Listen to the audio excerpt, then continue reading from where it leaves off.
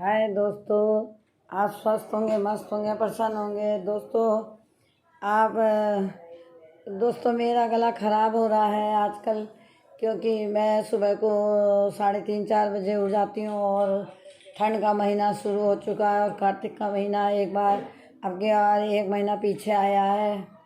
तो इस वजह से ठंड थोड़ी बढ़ गई है और मैं एक दिन ठंडे पानी में नहा ली थी और फिर उसके बाद मुझे जब गर्मी लगी तो मैं ठंडे पानी से नहा ली और फिर गर्म पानी से नहा ली और फिर ठंडे से नहा ली। इस वजह से मुझे तबीयत मेरी ख़राब हो गई और मेरा गला भी शायद इसी वजह से ख़राब हो गया। और मैं सुबह ही पहले उठ के अपने घर में सारी झाड़ू बहारी लगाती हूँ और फिर उसके बाद अपने कपड़े भी धो लेती हूँ सुबह ही सुबह, क्योंकि फिर कपड़े सूखते नहीं हैं और गीले और फिर मैं अगले दिन वो कपड़े मेरे सूख जाते हैं धीरे धीरे। और फिर मैं अपने वो कपड़े सुखा के धो के जब मंदिर जाती हूँ, फिर वहाँ पर मैं सबसे पहले मैं ही जाती हूँ और फिर वहाँ थोड़ा बहुत जो भगवान का काम होता है, जैसे दीपक साफ़ करना, भगवान का स्थान साफ़ करना, थोड़ा बहुत काम करके फिर मैं अपना मंदिर में इतने मैं शुरुआत करती हूँ, भगवान का तिलक विलक करती हूँ। इतने औरतें आती हैं, फिर उसके बाद मैं सबसे पहले आती हूँ तुलसा जी को जगाती हूँ और फिर हम 2-2.5 घंटे का हमारा लगभग प्रोग्राम चलता है।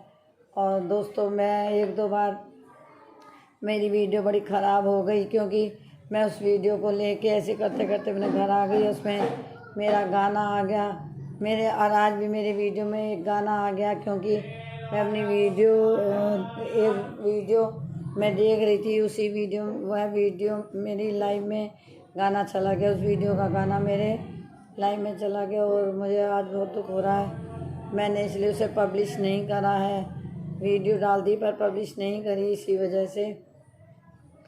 और मेरे मन में आज बहुत दुख सा है। मेरे शनि की साढ़सती मेरे सिर पे चल रही है। मैं किसी को कोई अच्छी बात बोलती हूँ तो मुझे हर आदमी सोचता, बुरे के लिए सोचता, अच्छे के लिए नहीं सोचता और मुझे बुरा ही समझता है। चाहे कितना भी अच्छा कहूँ वो मुझे बुरा ही समझता है और कड़वे वचन बोलने में कोई कमी नहीं रखता।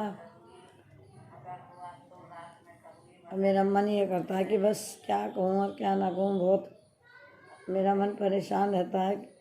मैं अपने मन की बात किसी से शेयर भी नहीं कर सकती हूँ और आजकल तो किसी को कुछ कहने का धर्म नहीं है। और मैं जहाँ रहती हूँ वहाँ पे उच्च वर्ग के लोग कम रहते हैं, तो उनकी मानसिकता थोड़ी हमारे से अलग है और उनकी सोच अलग है, तो वो लोग हमारी बात समझने को भी तैयार नहीं होते हैं और वो अपने स्टेटस के हिसाब से ही बात करते हैं।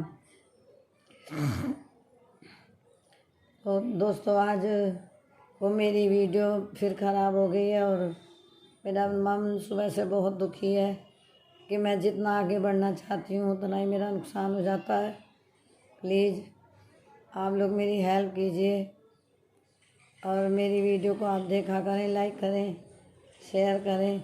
आज तो दोस्तों मुझे एक दिन एक आदमी मिला, तो मैंने एक बार एक वीडियो में बताया भी था कि बुजुर्गों को लेकर मेरी बहुत चिंता मन में रहती है, क्योंकि मैं भी खुद अब मेरी भी उम्र हो गई है, बुजुर्गों में मेरी गिनती है और मैं देख रही हूँ कि हमने तो अपनी जवानी में अपने जो बड़े थे उनकी इतनी सेवा करी और उनके लिए हमारा अपनी जान भी हम हाजिर कर देते थे और तन मन से सबसे हमने उनकी सेवा करी। परंतु आज हमें वो दर्जा नहीं मिल रहा, ना हमें वो सब कहते हैं ना जैसे करोगे वैसे भरोगे, पर हमने जैसा करा हमें तो ऐसा मिल ही नहीं रहा। और मैंने तो अपने बड़ों की बहुत इज्जत करी और ससुराल में तो कोई ऐसा मैंने छोड़ा ही नहीं जिसकी मैंने इज्जत ना करी हो। परंतु आज मुझे बहुत खराब परिस्थितियों का सामना करना ही पड़ रहा है। आजकल के बच्चे कुछ ऐसे हैं, तुम कुछ एक बात कहो वो तुम्हें 4 सुना के चलेंगे। और आजकल के बच्चे यूँ कहते हैं ज़रूरी नहीं तुम्हारे ज़माने में जो हुआ वो हम करें, जैसा तुमने करा वैसा हम करें, ऐसा कुछ नहीं है। बुजुर्ग आदमियों की तो कुछ भी इज्जत रही नहीं, पैसा दे रहे जब भी कोई इज्जत नहीं है उनकी। एक मुझे आदमी मिला, वो बेचारा उसकी पत्नी मर गई थी और वो मुझे एक दुकान पे मिला, तो वह मैं उसे जानती थी। मैंने कहा भाई साहब आप ये खस्ता, मैं जब भी देखती हूँ आप रोज़ यहाँ पे नाश्ता करते हो, आपकी पत्नी कहाँ गई? वो बोले मेरी पत्नी मर गई। तो मैंने कहा आपकी बहू है और वो तो इतनी पूजा पाठ वाली है।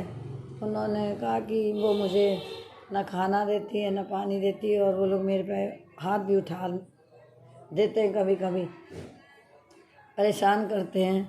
तो दोस्तों मुझे ना उनकी बात सुनकर बहुत दुख हुआ, परंतु अब वो एक्सपायर हो गए और उनका मकान सब उनकी बहू ने ले लिया।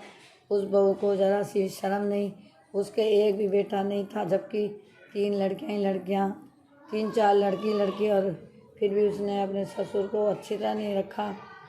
और मेरे सामने और भी बहुत लोग ऐसे हैं जिन्हें मैं अपनी आँखों से देख रही हूँ, जिन्होंने अपने सास ससुर की इतनी सेवा करी और वो फिर भी बहुत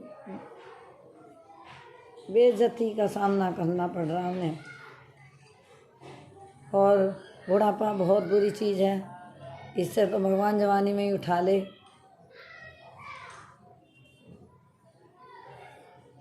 कहने के लिए शब्द नहीं है कि समय इतनी तेज़ी से बदल रहा है कि बच्चे, जो माँ बाप बुढ़ापे में ये चाहते हैं कि हमारे बच्चे हमें समय दें, हमने जैसे इन्हें प्यार दिया, थोड़ा बहुत अपनी नौकरी से आके हमें भी समय दें और हमारे लिए थोड़ा टाइम निकालें। तो बच्चे तो उनकी पत्नियां ही उन्हें अपने पास इतना बैठा लेती हैं कि माँ बाप के लिए समय नहीं छोड़ती। फिर कभी कहीं घूमने जाना है, फिर कहीं शादी में जाना है,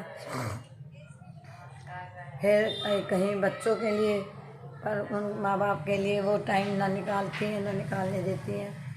तो दोस्तों मेरा मन अब बड़ा दुखी सा रहता है इस मामले में, जब मैं औरों को देखती हूँ, बहुत से आदमियों को, बहुत से औरतों को देखती हूँ, तो मेरा मन रोता है। और मेरे पास इतना पैसा भी नहीं है कि जो मैं उनकी हेल्प कर दूँ। कितनी औरतें बहुत दुखी होती हैं और मेरे पे इतना पैसा ही नहीं है, मैं कैसे हेल्प करूँ उनकी।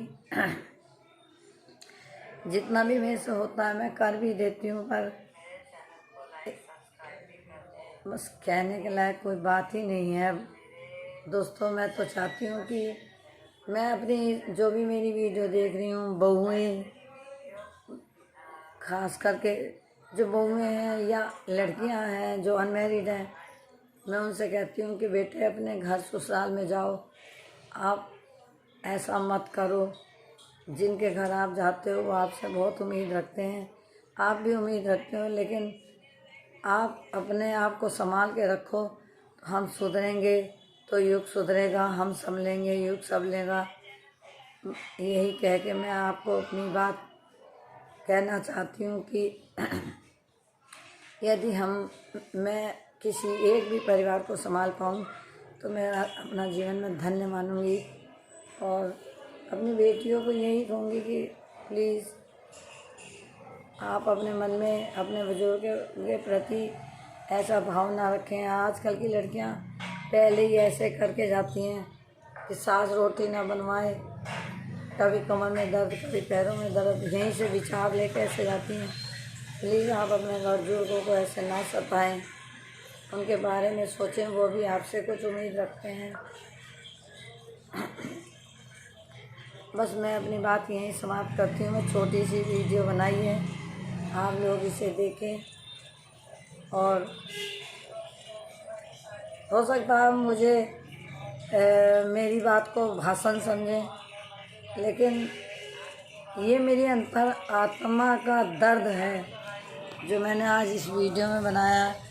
और मैं ऐसी ही वीडियो बनाया करूँगी और मैं आवाज़ उठाऊँगी इसी तरह, ताकि आप लोग कुछ, क्या पता कोई लड़की मेरी बात को सोचे समझे और संभले। और जितनी ससुराल में तुम जाके झगड़ा करोगी और अपनी चलाओगी तो वहाँ परिवार जल्दी टूट जाते हैं। प्लीज़ आप अपने आप को संभालें और अपने परिवार में सुखी रहें। तलाक होने के बाद भी कोई जीवन नहीं होता। प्लीज़, थैंक यू, धन्यवाद। आप लोग, आशा है कि आप मेरी बात को समझ रहे होंगे और समझेंगे और उस पर अमल भी करेंगी, लड़कियां भी बहुएं भी। Thank you so much.